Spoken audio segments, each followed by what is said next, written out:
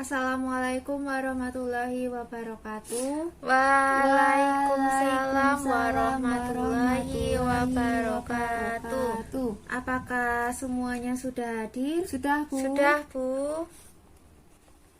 Baiklah, jika sudah, saya minta satu anak perwakilan untuk memimpin doa terlebih dahulu. Untuk mengawali kegiatan pada pagi hari ini, silakan berdoa menurut agama dan kepercayaan masing-masing. Berdoa dipersilahkan. Berdoa selesai. Baik, alhamdulillah akhirnya kita bertemu kembali pada hari ini dengan saya Dianggreni Murtining Tias di kelas pada hari ini, yaitu kelas Bahasa Indonesia. Sebelumnya saya akan bertanya, apakah kalian sehat semua? Alhamdulillah sehat. Baik, alhamdulillah. Untuk memastikan lagi apakah kalian sudah masuk semua atau belum, saya akan presentasi satu persatu. Yang pertama, dia apakah sudah masuk? Sudah. Baik. Yang kedua, apakah Anggraini sudah masuk? Sudah. Ya, lalu yang terakhir Murtining Tias apakah sudah masuk? Baik, sudah masuk semuanya ya. Lalu hari ini kita akan membahas tentang materi baru, yaitu teks biografi. Sebelumnya saya izin untuk share screen dulu untuk membagi materinya. Dan silahkan untuk disimak baik-baik. Seperti yang sudah saya katakan tadi, kita akan membahas tentang teks biografi. Di sini kita akan membahas tentang apa itu teks biografi, tujuan teks biografi, ciri-cirinya, unsur-unsurnya, bagaimana struktur teks biografi, dan bagaimana unsur kebahasaan teks biografi. Sebelumnya, apakah di sini sudah ada yang tahu apa itu teks biografi? Saya. Silahkan. Teks yang berisi tentang riwayat hidup seseorang yang ditulis oleh orang lain. Ya, benar sekali. Jadi, teks biografi itu merupakan sebuah teks yang mana berisi tentang riwayat hidup seseorang yang ditulis kembali oleh orang lain. Adapun riwayat hidup yang ditulis oleh diri sendiri itu disebut autobiografi. Untuk teks biografi ini biasanya berisi tentang kisah atau cerita seorang tokoh dan bagaimana kehidupannya, baik itu berupa kelebihannya, masalah hidupnya, kekurangannya. Itu ditulis oleh seseorang agar tokoh tersebut bisa menjadi teladan atau motivasi bagi banyak orang yang membacanya.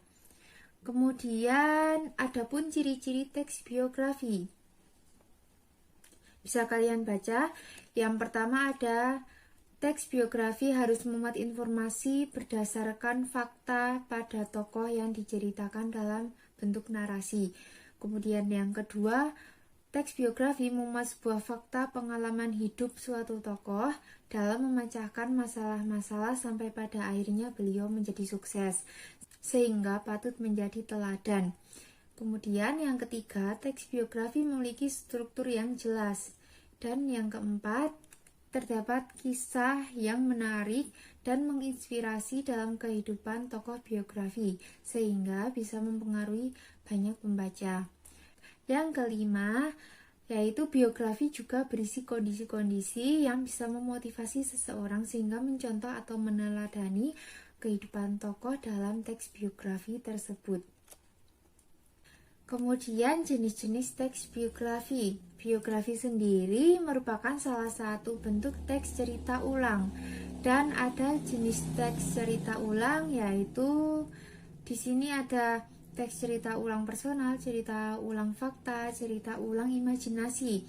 Dan contoh dari teks cerita ulang personal yaitu seperti buku harian dan surat pribadi. Kemudian yang kedua ada cerita ulang fakta. Contohnya seperti catatan sejarah, biografi, autobiografi, dan berita di media massa. Kemudian yang ketiga, cerita ulang imajinasi seperti dongeng, novel, dan cerpen. Kemudian tujuan teks biografi. Berdasarkan fungsi ataupun tujuannya, teks biografi merupakan cerita ulang yang dikategorikan sebagai teks narasi, yaitu teks yang bertujuan untuk mengisahkan suatu peristiwa dengan senyata-nyatanya, sehingga pembaca ataupun pendengarnya seolah menyaksikan langsung peristiwa tersebut. Kemudian ada struktur teks biografi. Di sini struktur teks biografi ada yang pertama orientasi, kedua peristiwa, yang ketiga reorientasi. Untuk orientasi berisi informasi mengenai latar belakang, kisah atau peristiwa yang akan diceritakan selanjutnya untuk membantu pendengar atau membaca. Di sini berkenaan dengan ihwal siapa, kapan, di mana, dan mengapa yang terkait dengan tokoh dalam teks biografi. Kemudian yang kedua ada peristiwa atau kejadian penting. Di sini berisi tentang rangkaian peristiwa yang disusun secara kronologis menurut urutan waktu yang meliputi kejadian-kejadian utama yang dialami tokoh pada teks biografi. Kemudian dalam bagian ini mungkin disertakan tentang argumen-argumen atau komentar-komentar Kemudian dalam bagian ini mungkin disertakan komentar-komentar atau argumen-argumen penulis atau pencerita pada beberapa bagiannya. Yang terakhir yaitu reorientasi. Di sini berisi komentar evaluatif atau pernyataan simpulan mengenai rangkaian peristiwa yang telah diceritakan sebelumnya. Pada bagian ini sifatnya opsional, yang mungkin ada atau tidak ada dalam suatu teks biografi. Kemudian kaidah kebahasaan teks biografi. Teks biografi menggunakan beberapa kaidah kebahasaan yang dominan. Yang pertama menggunakan kata ganti orang ketiga tunggal, ia atau dia atau beliau. Kata ganti ini digunakan secara bervariasi dengan penyebutan nama tokoh atau panggilan tokoh. Yang kedua, banyak menggunakan kata kerja tindakan. Di sini fungsinya untuk menjelaskan peristiwa-peristiwa atau perbuatan yang dilakukan oleh tokoh tersebut. Contohnya, beliau membaca, ia belajar, ia belajar, ia melempar, dan masih banyak lagi. Kemudian yang ketiga, banyak menggunakan kata deskriptif. Di sini fungsinya untuk memberikan informasi secara rinci tentang sifat-sifat tokoh. Seperti contohnya, kata sifat untuk mendeskripsikan watak tokoh yaitu seperti beliau jenius, beliau rajin, ia sangat ulet. Nah, seperti itu.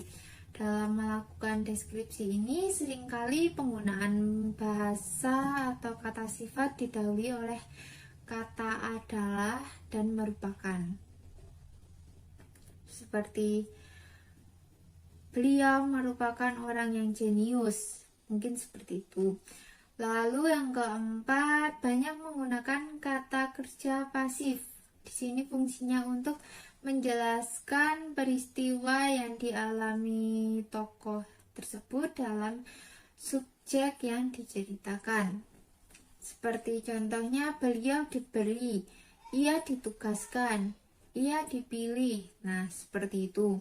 Kemudian yang kelima, banyak menggunakan kata kerja mental. Di sini fungsinya dalam rangka penggambaran peran tokoh. Contohnya, ia memahami, beliau menyetujui, beliau sangat menginspirasi. Seperti itu. Dan masih banyak lagi. Yang keenam, banyak menggunakan kata sambung, kata depan, ataupun nomina yang berkenaan urutan dengan waktu. Contohnya sebelum, sudah, pada saat, kemudian, selanjutnya, sampai, hingga pada tanggal nantinya, dan masih banyak lagi. Sudah selesai. Nah, untuk materi hari ini seperti itu. Sudah saya jelaskan mulai dari pengertian sampai kaidah kebahasaannya. Nah, untuk agar kalian bisa memahami lebih dalam lagi, saya akan memberikan satu contoh teks biografi tentang Nelson Mandela. Sudah saya bagikan di kolom chat ya.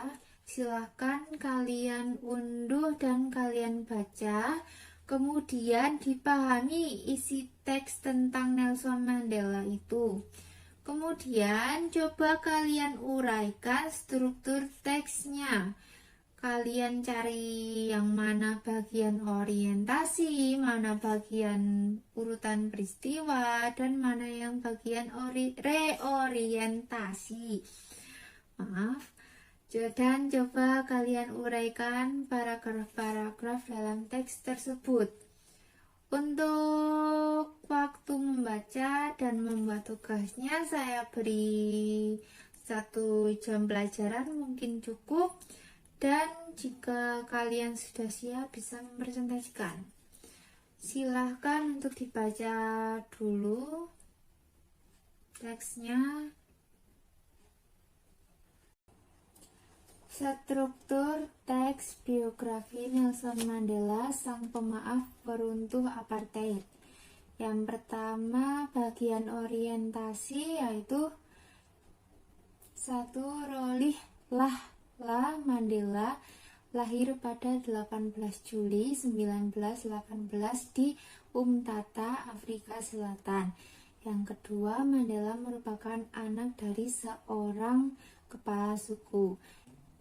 Yang ketiga, Rolih Lah kadang diartikan sebagai pembuat onar, sementara nama Nelson ditambahkan oleh guru sekolah dasarnya yang membayangkan suatu kemegahan kerajaan pada nama itu. Kemudian dalam urutan peristiwa, yang pertama ada Mandela mulai terlibat dengan politik sejak keluar dari sekolah College of Fort Hare. Yang kedua, melibatkan diri dalam aksi protes mahasiswa menentang tatanan politik yang menempatkan orang kulit putih lebih tinggi dari orang kulit hitam, yang mengawali masuknya Mandela dalam memperjuangkan persamaan hak bagi mayoritas orang kulit hitam di Afrika Selatan. Kemudian yang ketiga, Mandela mengawali karirnya di bidang hukum dengan magang pada sebuah biro hukum sehingga menjadi pengacara yang cukup sukses. Yang keempat, selama bertahun-tahun Mandela menyaksikan bagaimana politik apartheid sangat tidak manusiawi. Hanya karena berkulit hitam orang bisa kehilangan status sebagai manusia. Kemudian yang kelima, kondisi yang mendukung keberhasilan revolusi hampir tidak ada sama sekali. Hal tersebut menyebabkan harapan Mandela untuk berhasil sangatlah kecil karena selama berabad-abad pemerintah kolonial telah mengonsentrasikan semua kekuasaan politik dan militer, akses pendidikan, dan sebagian kekayaan di tangan minoritas kulit putih. Kemudian yang keenam, rakyat banyak telah dijinakan dalam kepatuhan. Peristiwa geografis yang mungkin merintangi komunikasi dan mobilitas, sementara perang antara bukan suatu pilihan yang realistis, bahkan bisa menghebohkan. Kemudian yang ketujuh, dalam situasi di mana kondisi yang mendukung keberhasilan revolusi hampir tidak ada sama sekali, Mandela memilih bergabung dengan Liga Kaum Muda, organisasi pemuda Kongres Nasional Afrika atau disingkat ANC pada tahun 1944 sebagai bentuk strategi tanpa kekerasan. Kemudian yang kedelapan, Nelson Mandela mengambil bagian dalam proses perlawanan pasif untuk menentang aturan agar orang kulit hitam membawa pas jalan dan membuat mereka tetap dalam posisi budak terus-menerus. Kemudian yang kesembilan, pemerintah menggelar peradilan besar-besaran terhadap para pengkhianat termasuk Mandela. Kemudian yang ke-10, pada 1961 peradilan besar-besaran terhadap para pengkhianat berakhir dengan pembebasan ke 156 tertuduh. Kemudian ke-11, ketika Mandela kembali ke Afrika Selatan, dia ditahan dan dikirim ke penjara Robben Island selama 5 tahun. Yang ke-12, meskipun ditahan, Mandela tetap kukuh. Dia berkata, sepanjang hidup saya mendedikasikan diri pada perjuangan rakyat Afrika. Kemudian yang ke-13, di penjara dia menerapkan sistem mendidik diri sendiri sehingga penjara ini dijuluki Universitas Pulau. Kemudian saat para napi meninggalkan sel mereka di pagi hari untuk bekerja keras, setiap tim mengangkat seorang instruktur dalam bidang sejarah, ekonomi, politik, filsafat, atau bidang apapun. Kemudian lebih dari 2 dekade berada di dalam penjara, Mandela akhirnya menjadi simbol perlawanan terhadap apartheid. Kemudian para pemimpin dunia terus meminta pemerintah Afrika Selatan membebaskan Mandela.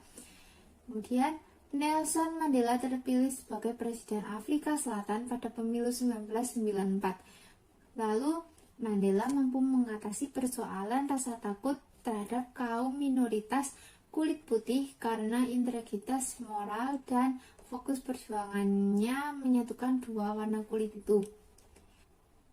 Lalu Nelson Mandela wafat di usia 95 tahun pada 5 Desember 2013 setelah lama dirawat karena infeksi paru-paru.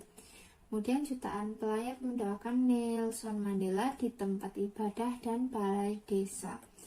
Kemudian pada 16 Desember 2013, Presiden Jacob Zuma meresmikan patung besar dengan sosok Mandela yang tersenyum dengan menggunakan hema diba di ibu kota Afrika Selatan, Pretoria.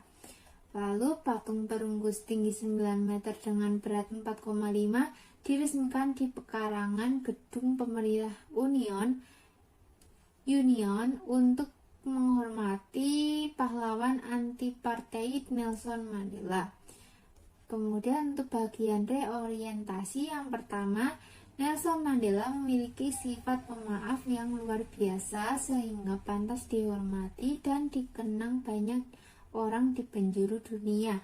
Yang kedua, perjuangan yang mendobrak kekuasaan apartheid di Afrika Selatan itu meninggalkan pelajaran berharga bagi dunia. Sekian presentasi dari saya, mungkin itu saja. Terima kasih. Ya, presentasinya bagus sekali. Itu jawabannya juga sudah lumayan banyak yang didapat ya. Mungkin dari teman-teman yang lain juga masih ada jawaban-jawaban yang lain. Nanti akan saya cek satu persatu jawabannya. Dan saya minta untuk dibaca lagi teks Nelson Mandela ini untuk pertemuan yang akan datang, karena pertemuan yang akan datang masih dengan materi teks biografi dan masih dengan teks Nelson Mandela ini. Saya minta kalian pahami lagi mulai dari apa sih itu teks biografi, struktur teksnya, kemudian sampai kaidah kebahasaannya. Kalian bisa mencari atau membacanya lagi. Nanti saya akan memberikan bahan bacaannya kemudian kalian pahami ya.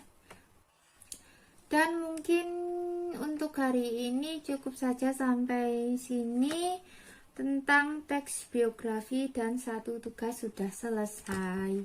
Kemudian siap-siap saja untuk minggu depan ya. Jangan lupa untuk dibaca lagi itu teks biografi dan Nelson Mandela itu.